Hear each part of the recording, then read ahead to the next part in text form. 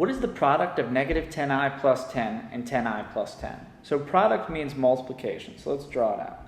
So negative 10i plus 10 times 10i plus 10.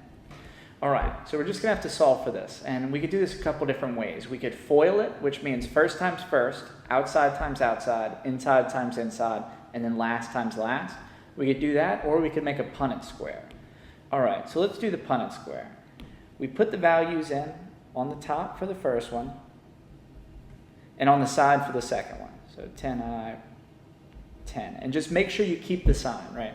And then you're just going to multiply, right? So 10i times negative 10i, that's going to give us negative 100i squared.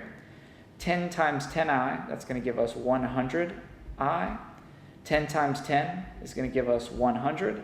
And then negative 10i times 10 is going to give us negative 100i. And then we'll just write this out on the side. But before we do that, we could cross out the ones that cancel each other out. So we have a negative 100i and a 100i. Those two would cancel each other out. So we're just going to write out negative 100i squared plus 100, right?